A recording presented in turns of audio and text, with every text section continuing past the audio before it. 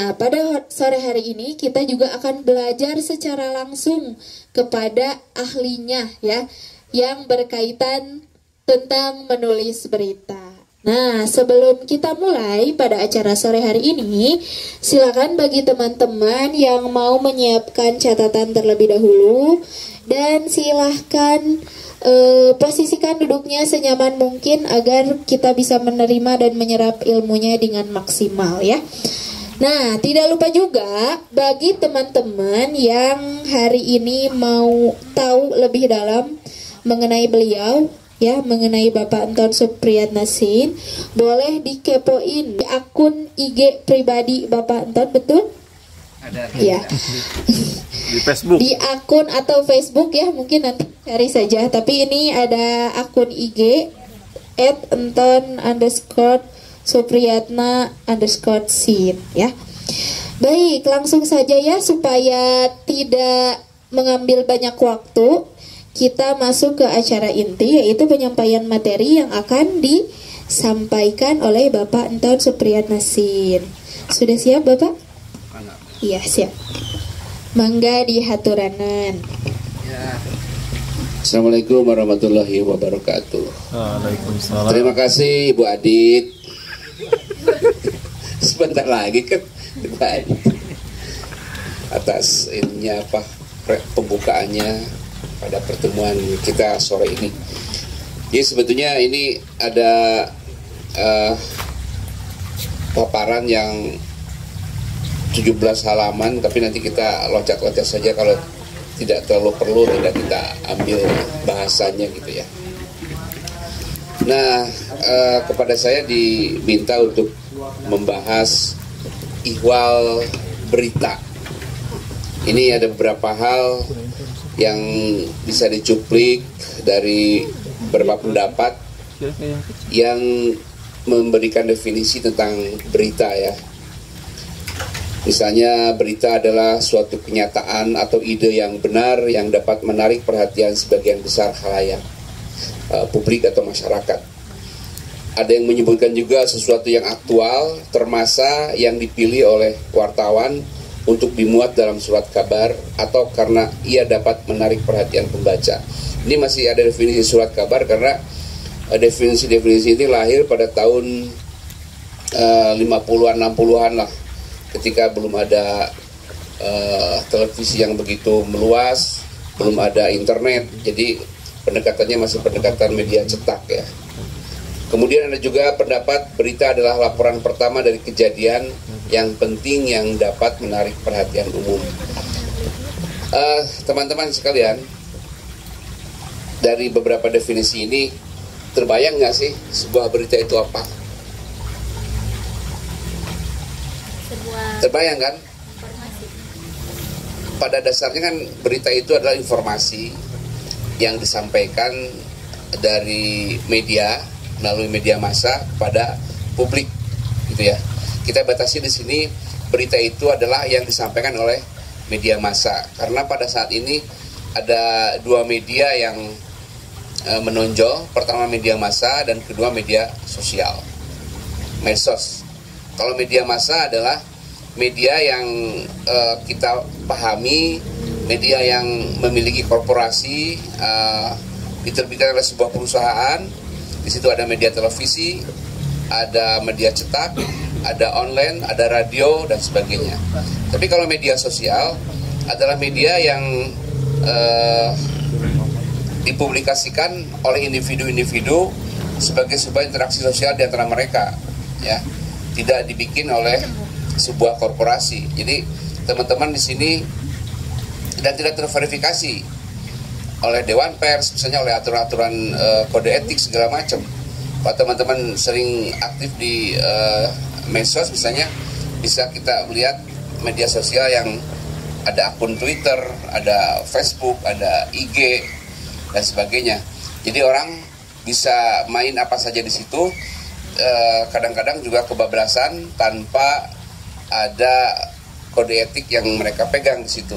Karena itu kita bisa melihat bagaimana orang berperang menggunakan medsos ini untuk hal-hal yang sifatnya menyangkut persoalan perbedaan politik, perbedaan keyakinan, perbedaan pemahaman, menjadi perang antar individu yang menggunakan media sosial. Tapi yang kita bahas adalah bukan media itu, ya. Yang kita bahas adalah media massa, artinya media yang secara resmi memberikan informasi kepada publik, yang di situ medianya adalah media yang terverifikasi. Oh ya?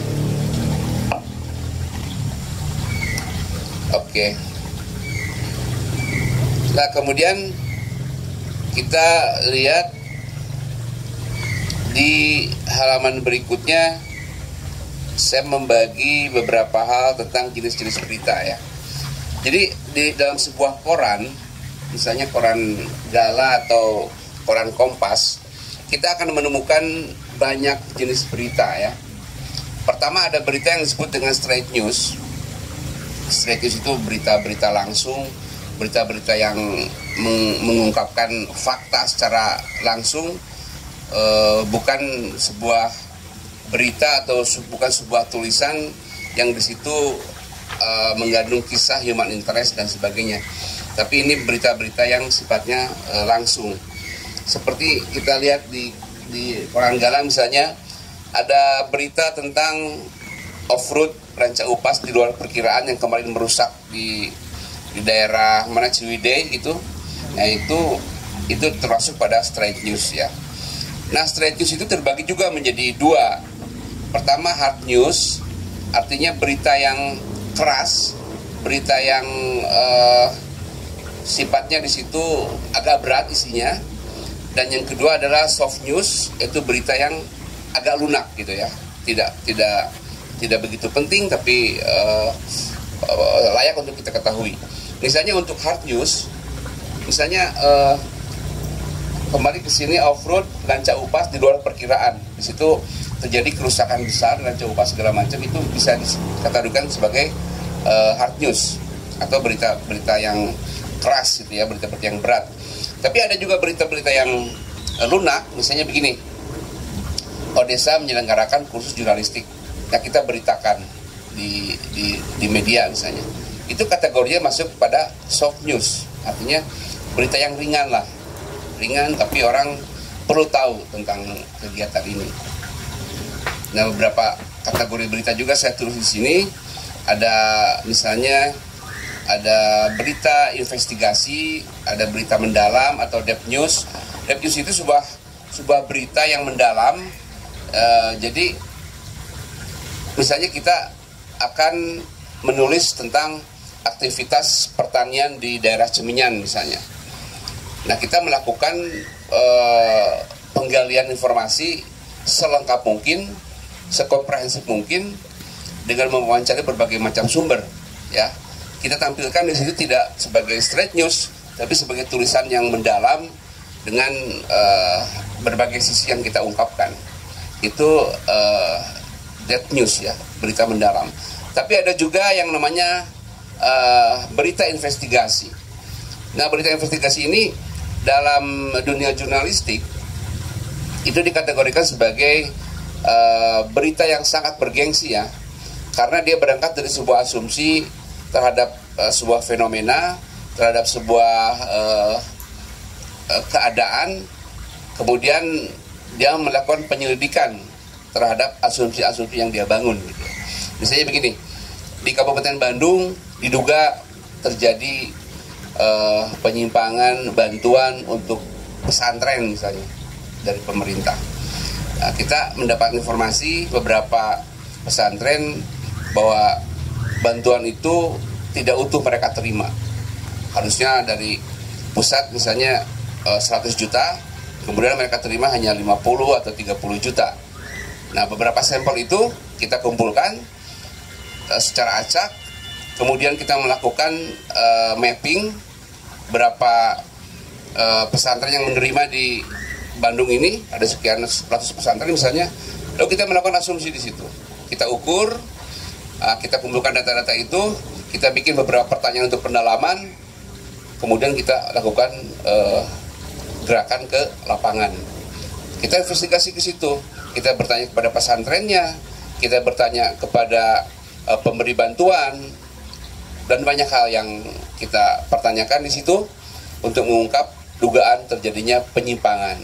Ini pernah kita lakukan ketika terjadi penyimpangan bantuan pesantren di Kabupaten Tasikmalaya. Dan ternyata asumsi kita benar di situ, dan Sekda Tasik waktu itu dan beberapa pejabat, juga beberapa orang sipilnya yang non ASN kemudian dibui akibat terbukti memang melakukan pemotongan terhadap bantuan untuk pesantren atau ormas-ormas Islam ya. Nah, jadi kalau di investigasi, kalau di news kalau di berita investigasi memang ada risiko-risiko yang harus kita tanggung, dan itu tidak bisa sebentar untuk melakukan liputan seperti itu. Itu bisa seminggu, 2 minggu, sebulan gitu ya, karena ada proses verifikasi kembali ke lapangan. Jadi untuk membuktikan asumsi kita, membuktikan dugaan kita itu tidak cukup hanya satu kali ke lapangan. Kita harus benar-benar memastikan bahwa data-data yang kita kumpulkan itu benar adanya, dan kita harus melakukan berbagai konfirmasi kepada pihak-pihak yang memang harus kita minta konfirmasinya. Ada kejaksaan, kepolisian, ada penerima bantuannya, ada orang yang diduga melakukan pemotongan, harus kita tanya di situ, karena asas keberimbangan dalam pemberitaan itu harus tetap kita pegang ya. Sebab dalam jurnalistik tetap asas praduga tidak bersalah itu harus kita pegang ya. Walaupun kita sudah punya asumsi terhadap dugaan-dugaan penyimpangan, selama itu belum memiliki kekuatan hukum, kita tetap tidak bisa memvonis mereka sebagai pelaku kejahatan atau pelaku penyimpangan dalam pemberitaan kita. Tetap harus dilakukan menganut asas praduga tidak bersalah. Nah, dengan cara itulah kita memperlakukan semua sumber itu sama, harus diberi ruang yang sama oleh media agar mereka bisa memberikan pendapatnya kepada media, kepada tulisan kita ya. Tapi itu tidak akan kita bahas sekarang. Dari berbagai news ini kita bicara pada hal yang elementer saja, yaitu tentang straight news atau berita-berita mendasar yang perlu diketahui oleh teman-teman sekalian. Karena itu membutuhkan satu pembahasan tersendiri ya. Nah, mungkin kalau dibuka di buku di paparan saya itu ada bahasan mengenai unsur-unsur berita. Barangkali ini bisa dikatakan sebagai rumusan klasik dari berita ya, yang sudah tua sekali usianya, dan di berbagai perkuliahan juga unsur kimiawi ini selalu muncul, dan orang juga menjadi sangat hafal gitu ya, dengan rumusan 6 unsur berita itu 5W1H. Ya, boleh Anda lihat di situ. Karena seluruh berita itu pada dasarnya memang mewakili atau menjawab pertanyaan-pertanyaan yang ada pada unsur-unsur berita ini. Pertama, what? Jadi apa? Apa sih yang terjadi gitu ya? Apa sih yang terjadi? Kemudian who? Siapa yang terlibat pada kejadian itu? Atau siapa pelaku perbuatan itu? Kemudian when? Itu ada kapan? Kejadiannya kapan? Irasi gitu ya. Waktunya kapan? Karena ini untuk mengukur aktualitas. Kemudian ada where, di mana? Kejadiannya di mana? Kemudian ada juga why, mengapa? Mengapa itu terjadi? Itu diterangkan pada kalimat berikutnya. Kemudian how, itu pendalaman dari apa yang sudah kita dapatkan dalam informasi awal. Dalam bagaimana itulah kemudian dikupas lebih jauh tentang konten berita yang kita kumpulkan datanya dan kita buat, lalu kita tuliskan untuk disebarkan kepada publik. Jadi semua berita itu sangat bisa disimpulkan dengan unsur ini sebetulnya. Berita apapun selalu mengandung ini, ya. Apa, siapa, kapan, di mana, mengapa, bagaimana, itu sudah pasti seperti itu. Berita apapun, para aktornya siapa, tempatnya di mana, kapan kejadiannya, itu selalu begitu, ya. Rumusan ini sudah menjadi rumusan yang baku. Tetapi pada perkembangan hari ini kita banyak melihat juga bahwa tidak semua media akhirnya melengkapi beritanya dengan unsur-unsur yang sudah baku seperti ini. Kadang-kadang karena persoalan waktu misalnya, karena persoalan terpepetnya waktu deadline, apalagi sekarang ada media online yang kemudian mengubah kelengkapan berita itu dengan kecepatan, ya. Tapi keuntungan dari media online adalah ketika mereka belum menemukan how, belum menemukan why, itu mereka sudah bisa melempar itu ke publik, dan pada menit berikutnya kekurangan itu bisa dilengkapi segera gitu ya. Itu kelebihan dari online. Beda dengan koran. Koran itu baru bisa diperbaharui 24 jam kemudian, ya. Karena dia terbit 24 jam sekali kan. Sekarang dia terbit, besoknya kemudian baru ada edisi baru. Tapi kalau online itu bisa diubah, bisa ditambah, bisa dilengkapi dalam hitungan menit. Ketika ada perubahan baru pada data-data yang disampaikan, dia bisa berubah segera dalam waktu beberapa menit, diupload kembali di media online. Nah, kemudian ada beberapa daya pikat berita yang perlu teman-teman ketahui. Pertama, ini sebagai contoh. Pertama, daya pikat berita itu adalah kriminal. Jadi hal-hal yang menyangkut perbuatan jahat atau kejahatan, baik itu begal misalnya, di jalanan, ada pencurian, ada pembunuhan misalnya, itu menjadi satu daya tarik orang ingin mengetahui siapa yang dibunuh, di mana dibunuh, karena apa, gitu kan. Beberapa waktu yang lalu misalnya teman-teman mendengar tentang kasus mutilasi di Bekasi, mutilasi di daerah Jogja misalnya. Orang ingin tahu apa sih penyebabnya, siapa pelakunya, ya kan. Ada yang karena kepepet soal pinjol, kemudian membunuh orang untuk mengambil kekayaannya, dibayarkan untuk hutang pinjol misalnya, itu kriminal. Atau geng motor di Bandung yang lagi rame, ada geng motor di Bandung, di Garut, di Tasik gitu ya, menyebar kemana-mana, itu daya tarik berita.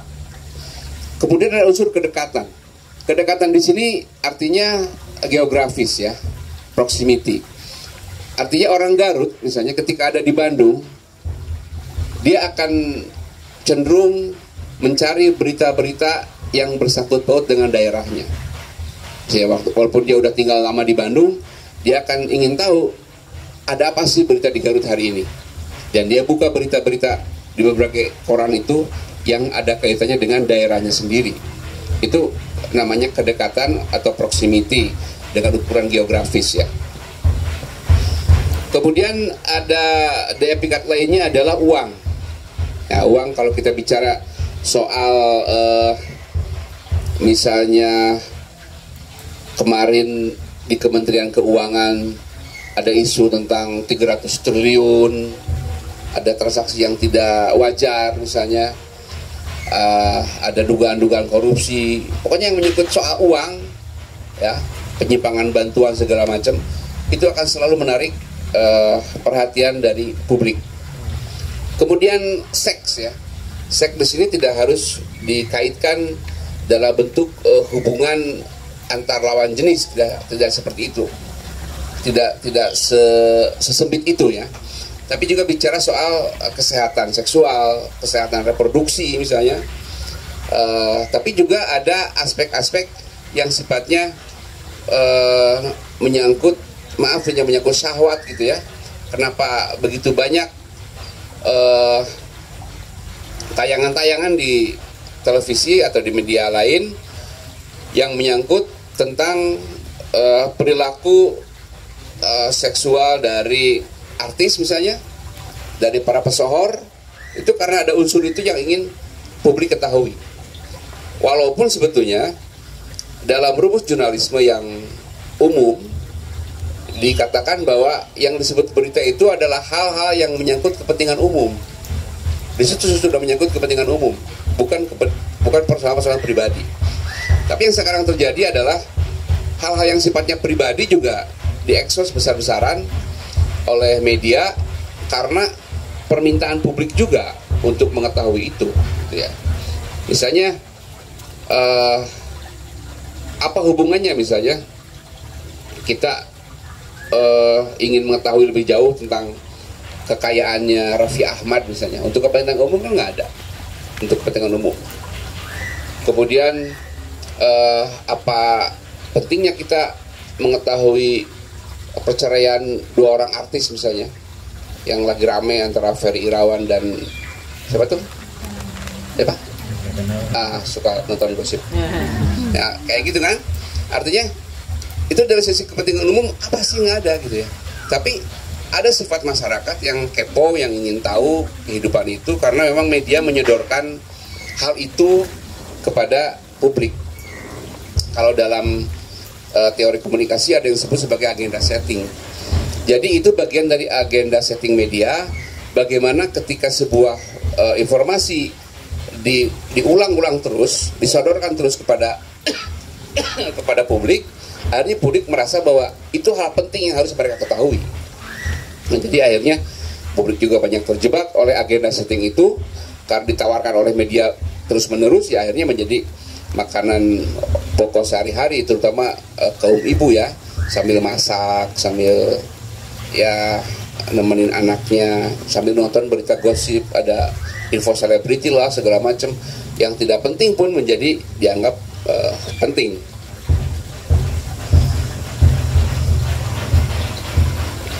Nah, selain itu ada juga daya pikat lain, antara lain adalah mana tadi? Popularitas. Nah, popularitas ini dianggap sebagai sesuatu hal yang penting yang dianggap bisa menjadi inspirasi banyak orang. Ya, popularitas ini bisa seorang cendekiawan, seorang artis yang berhasil, seorang pengusaha yang sukses misalnya. Nah, ini hal-hal yang pantas untuk diketahui ketika dia menjadi inspirasi bagi banyak orang. Jadi kalaupun misalnya ada artis yang diangkat, tapi di situ popularitasnya adalah popularitas artis yang positif, yang bisa memberi inspirasi pada banyak orang. Misalnya ada artis Cinta Laura misalnya, dia tidak banyak diekspos, tapi kiprahnya begitu bagus karena dia mendirikan banyak sekolah di kaki Gunung Halimun, daerah Bogor, Sukabumi, untuk orang-orang yang tidak mampu. Ya, kita mungkin coba melihat Cinta Laura itu artis, bintang iklan, sekolah di Amerika, banyak sinetronnya, banyak filmnya. Tapi ada sisi lain yang tidak pernah yang jarang diekspos karena mungkin dia juga tidak sengaja mengekspos itu, takut ria merenya. Padahal dia memiliki beberapa lembaga sekolah untuk orang-orang yang tidak mampu di daerah pinggiran. Nah, ini perlu kita ungkap untuk apa? Untuk menjadi inspirasi bagi banyak orang, gitu ya. Bahwa ngomongin artisnya bukan ngomongin bagaimana kekayaan mereka, bagaimana kawin cerainya, bagaimana kelakuannya yang tidak bagus. Misalnya ada artis yang berinisial NM ya, yang kerjaannya itu nyinyirin orang gitu kan. Yang kayak gitu kan sebetulnya menjadi kesalahan media juga. Kenapa juga diangkat-angkat yang kayak begitu? Kan nggak ada sisi positifnya bagi kita gitu ya. Tidak, coba kerjanya cuma gibah aja gitu kan. Dia ada orang berhasil, dia nyinyirin, dia cari masalahnya gitu kan. Kemudian media mengangkat. Di sini memang televisi yang banyak mengangkat hal seperti itu, yang sebetulnya tidak memiliki relevansi lah dengan kehidupan kita sehari-hari sebetulnya. Tidak ada pentingnya lah kita untuk mengikuti itu. Nah, hal lain adalah keunikan keunikan itu misalnya begini, ada satu penemuan barang yang dianggap kuno, ya, peninggalan abad kesekian di sebuah tempat, dan bentuknya juga tidak biasa, misalnya unik, bisa berupa patung, bisa berupa senjata kuno misalnya. Itu dianggap sebagai sebuah keunikan dan akan menarik perhatian banyak orang. Kemudian ada unsur simpati. Unsur simpati adalah ketika kita mengangkat sebuah keadaan yang menimpa seseorang yang di situ membutuhkan bantuan, ya. Misalnya di daerah Cimenyan ada sejumlah warga yang kurang mampu, dia tidak bisa membeli beras misalnya, hanya mampu makan singkong. Kemudian kita beritakan dan dimuat di media massa, itu menimbulkan simpati banyak orang untuk memberikan bantuan, memberikan kepada mereka santunan agar mereka bisa hidup lebih bagus misalnya. Itu adalah aspek simpati yang bisa dibangun oleh media. Ada juga kemajuan. Nah, tadi kita sudah singgung, kemajuan itu adalah bisa diartikan bagaimana kita menampilkan perjalanan hidup seseorang, atau juga kita mengangkat sebuah berita tentang perbaikan lingkungan di sebuah daerah, atau perbaikan infrastruktur di daerah-daerah terpinggirkan misalnya. Itu kita mengangkat sebuah aspek kemajuan di sebuah daerah. Kemudian aspek humor. Nah, aspek humor juga banyak kita temukan di masyarakat. Sebetulnya dramatis, tapi ada aspek humornya di situ. Misalnya ada suatu kali ada peristiwa bagaimana seorang pencuri, misalnya seorang pencuri yang masuk ke sebuah rumah ingin mengambil barang-barang mereka, pemilik rumah, tapi karena ngantuk dia ketiduran di rumah yang dia menjadi sasaran target pencurian dia. Itu kan sebetulnya ada humor di situ, ya. Ada humor di situ, ada sesuatu yang lucu gitu, yang bisa kita tertawakan.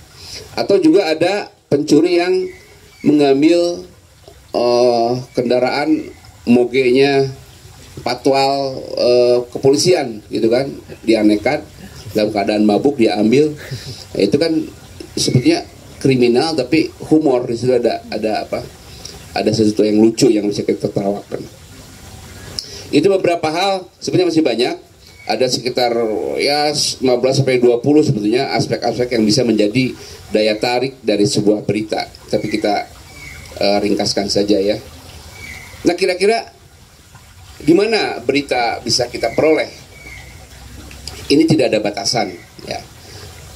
Di semua tempat di sekeliling kita itu mengandung berita, dan di situ ada materi-materi berita yang bisa kita bikin. Selama bumi ini berputar, selama kita hidup, ya, itu berita tidak akan pernah berhenti. Usia dunia ini kan sudah ribuan tahun lah. Yang terlacak aja misalnya dari tahun Indonesia Merdeka saja, dari tahun 45 sampai hari ini, sepanjang Indonesia Merdeka tidak pernah kehabisan berita, ya. Walaupun sebetulnya tidak ada berita yang persis sama, tapi yang terjadi adalah pengulangan-pengulangan, kasusnya serupa, tapi aktornya beda-beda. Misalnya kasus korupsi, modusnya sama, barang yang dikorupsinya misalnya sama, bantuan sosial, tapi aktornya beda-beda. Aktor tahun 60-an yang melakukan pencurian itu beda dengan aktor tahun 2000-an yang melakukan pencurian dalam kasus yang sama dengan modus yang sama, gitu, ya. Nah, menarik dan tidaknya berita dari sebuah lokasi sebetulnya bergantung kepada daya cium wartawan, ya, si pembuat beritanya, si pencari berita. Kadang-kadang penciuman yang tidak begitu terlatih tidak menganggap sebuah fenomena sebagai bahan berita yang menarik. Tapi wartawan yang daya ciumnya tajam dan dia memiliki kreativitas yang tinggi, dia akan melihat sesuatu hal yang sederhana sebagai berita yang bisa diangkat untuk dipublish ke tengah masyarakat. Sepanjang seseorang itu, wartawan itu bersemangat untuk bertanya, mempertanyakan segala hal, banyak hal, dia akan selalu mendapatkan berita yang menarik untuk dipublikasikan. Nah teman-teman, misalnya ketika berangkat ke sini, ada apa di jalan yang menonjol? Apa kira-kira tadi yang dilihat? Macet. Oke, dari macet apa yang kira-kira bisa kita angkat? Apa? Oke, titik kemacetannya bisa apa lagi?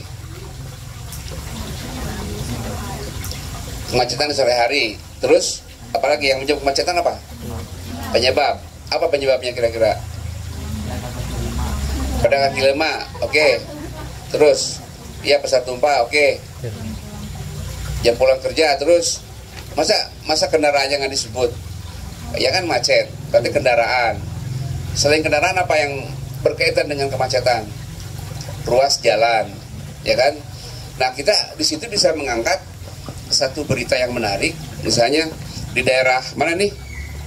Pasidipun misalnya, di depan Sukamiskin, ada berapa persimpangan di situ, ya kan? Terus lebar jalannya berapa, luas, kapasitas kendaraan yang normal tuh berapa sih ke pinggir itu? Cukup 4 atau 5 atau 3 gitu. Tapi kemudian pada sore hari bubaran jam kerja itu menjadi bisa berlipat. Kepada siapa kita bertanya itu? Kira-kira untuk minta komentar. Oke, di sub dinas perhubungan. Kemana lagi? Kira-kira kemana lagi? Hah? Oke, pengendara. Terus?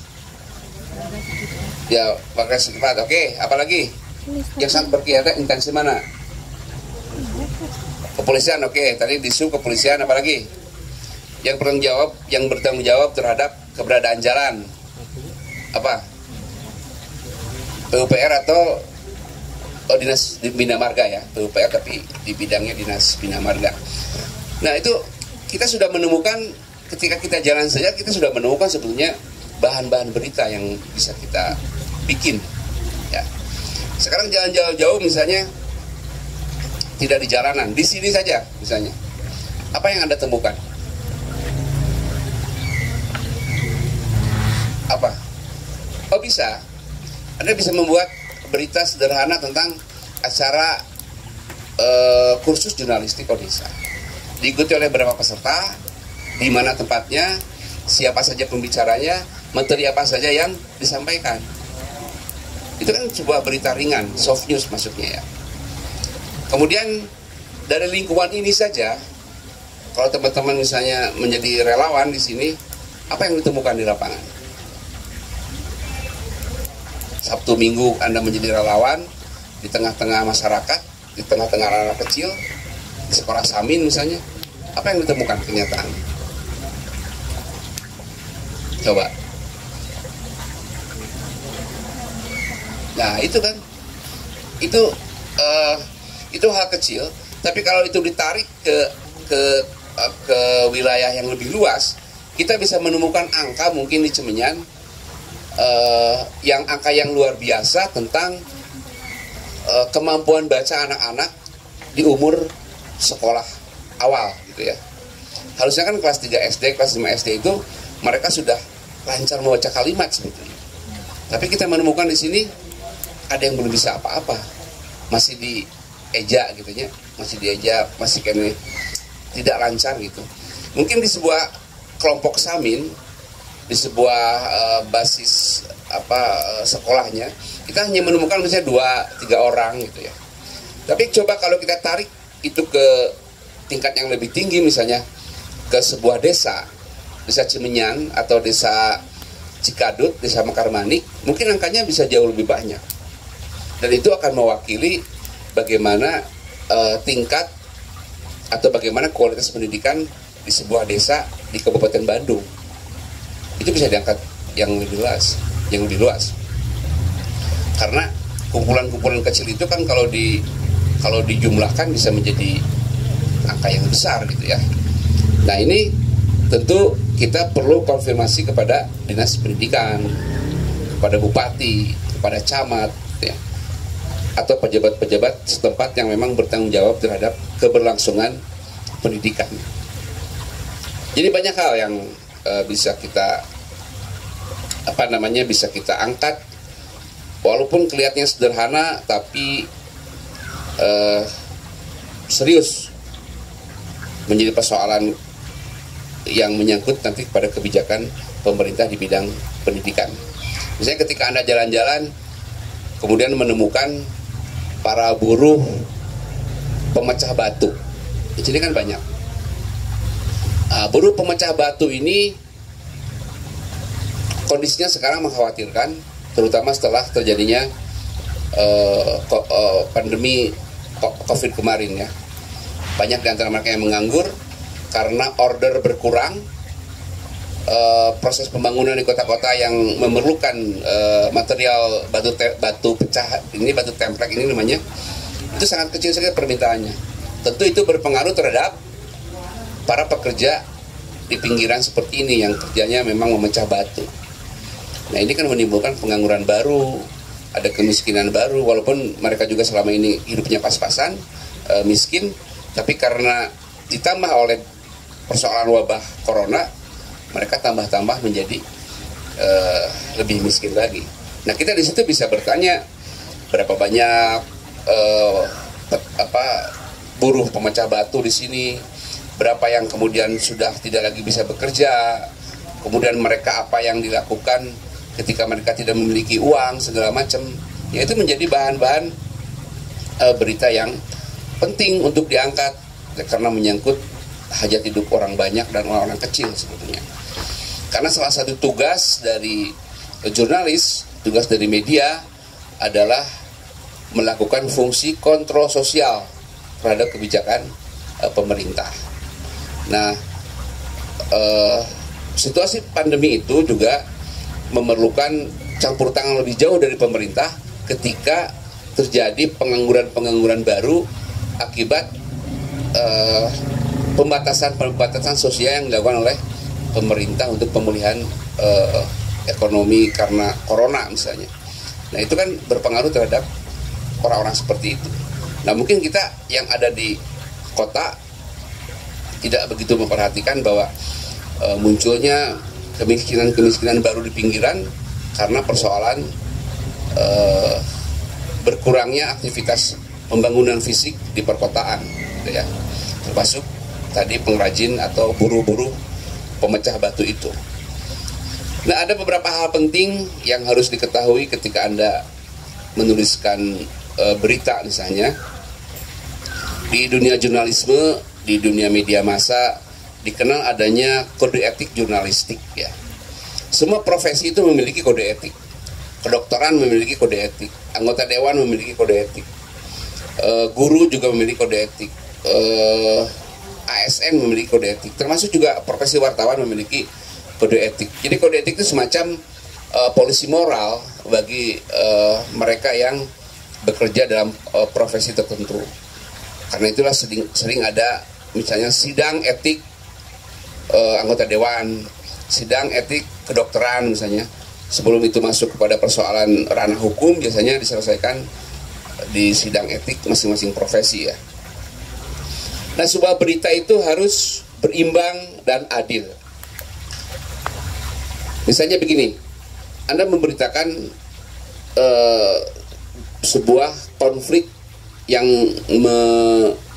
melibatkan dua komunitas. Kan sering terjadi sekarang, ada tawuran antar kampung misalnya, ada tawuran antar komunitas, ada tawuran antar perguruan silat misalnya. Nah ketika kita memberitakan itu, kita tidak boleh berpihak pada salah satu golongan, tidak boleh berpihak pada satu pihak. Jadi kedua pihak yang berkonflik harus diberi ruang yang sama untuk mendapatkan kesempatan menyampaikan pendapatnya. Walaupun kita sudah mengetahui kronologis dari sebuah peristiwa itu misalnya, tapi kita tidak boleh hanya mengambil informasi dari pihak tertentu. Harus di kedua belah pihak. Itu namanya berimbang dan adil. Jadi memberikan kesempatan pada dua belah pihak yang konflik untuk masuk pada pemberitaan di media kita. Kemudian cermat dan tepat. Ini menyangkut kepada persoalan data-data ya. Cermat dan tepat. Jangan sampai kita salah misalnya menyebutkan nama orang, salah menyebutkan pangkat orang, apalagi kalau militer itu sensitif. Pernah kejadian misalnya dia sudah berpangkat brigjen tapi dalam berita masih disebut sebagai kolonel. Itu menjadi sesuatu yang sensitif bagi orang militer ya, karena untuk mencapai pangkat tertentu itu mereka benar-benar berjuang lah, baik fisik ataupun juga biaya. Kemudian kecermatan menyebut nama misalnya. Anda harus paham bahwa di sebagian suku di Indonesia ada marganya. Ya. Kalau ada seseorang yang menggunakan marga, kemudian melakukan misalnya tindakan kejahatan, kita beritakan, jangan hanya menyebut nama marganya. Misalnya Nasution diduga melakukan pemukulan, itu semua orang yang bermarga Nasution bisa marah. Orang Batak kan ada jutaan orang nih yang namanya Nasution. Ya, itu karena marga. Jadi depannya harus disebut. Harus cermat. Tidak boleh sepotong-sepotong kalau sudah menyangkut nama kesukuan atau nama marga ya. Kemudian harus lengkap. Lengkap di sini adalah komprehensif dari berbagai persyaratan berita yang harus dipenuhi. Tidak dicampurkan antara fakta dan opini. Berita itu berbicara tentang fakta, sementara opini itu diberi ruang pada ruang artikel di media massa ya. Nanti kita lihat di beberapa koran di mana ruang opini dan di mana ruang berita. Misalnya begini, tidak mencampurkan fakta dan opini itu. Misalnya ada angkot yang nabrak tiang listrik, misalnya ya. Faktanya adalah angkot itu menabrak tiang listrik. Tapi kemudian kita melakukan asumsi menggunakan opini kita sebagai wartawan, menduga-duga tanpa konfirmasi. Misalnya sebuah angkot menabrak tiang listrik, diduga sopirnya minum minuman keras, misalnya 3 botol, sehingga dia oleng, tidak terkendali dan menabrak tiang listrik. Tanpa kita memiliki data yang benar-benar valid terhadap apa yang kita ceritakan. Itu kan opini kita. Nggak boleh kita beropini seperti itu. Ya. Satu-satunya pemberitaan yang dianggap boleh melakukan opini, memasukkan opini adalah berita olahraga. Sepak bola misalnya, itu boleh beropini. Asal tidak kebablasan. Misalnya wartawan olahraga bisa menulis bahwa penjaga gawang Persib kurang lengket menangkap bola. Itu kan opini sebetulnya. Atau dia lengah. Ya, atau penyerang barisan depannya tumpul. Itu kan opini. Berdasarkan pantauan dia melihat pertandingan di lapangan. Itu boleh. Selama itu tidak kebablasan, menyangkut hal-hal yang sifatnya nanti menjadi fitnah. Ini asas praduga tidak bersalah sudah kita bahas tadi ya. Ini ada beberapa kasus pengalaman di beberapa media bagaimana kasus itu muncul karena tidak akurat dan memalukan institusi misalnya. Penyebutan nama misalnya yang menyebabkan orang-orang yang menjadi narasumber berita di sebuah media itu protes kepada media bersangkutan karena penyebutan nama, penyebutan keluarga, penyebutan pangkat yang tidak akurat. Dan itu bisa diwakili misalnya oleh surat pembaca atau hak koreksi dari masyarakat terhadap media bersangkutan. Kasus lain misalnya ada sumber yang mengingkari wawancara. Wawancara itu berlangsung, tapi kemudian sumber tersebut menyangkal bahwa pemberitaan itu atau wawancara itu pernah terjadi. Itu pernah kejadian pada koran Tempo waktu itu memuat berita Uskup Timur Timur itu siapa yang terkenal? Yang pro kemerdekaan Timur Timur dulu, Uskup Belo ya, Uskup Belo. Nah, dia bicara keras kepada pemerintah Indonesia, kemudian dimuat di Tempo, tapi dia tidak mengakui wawancara itu terjadi. Beruntung wartawan Tempo ketika itu membawa alat rekam, jadi dia bisa membuktikan bahwa wawancara itu benar adanya gitu. Nah, jadi walaupun dalam peliputan kita tidak sepenuhnya membuat berita mengandalkan rekaman itu, karena kalau kita bergantung pada seluruhnya pada rekaman, itu akan membuat proses pembuatan berita akan lama ya, karena kita dengar, kita transkrip dulu, baru kita bikin berita. Itu akan membuat proses pekerjaan menjadi lama dan waktu yang banyak tersita oleh itu. Yang terbaik adalah kita mencatat omongan-omongan yang penting dari sumber berita yang kita wawancara, tapi kita siapkan tetap rekaman sebagai cara antisipasi untuk kelengkapan berita. Ada yang lupa misalnya, tapi juga selain itu untuk antisipasi hal-hal yang menyangkut hukum. Misalnya dia menyebut sesuatu kalimat yang kita muat, tapi kemudian dia menyangkal atau mengadukan kita karena mengatakan sesuatu yang menurut dia tidak mengatakan itu. Tapi kalau kita punya rekamannya, kita menjadi kuat, ada alasan, ada buktinya.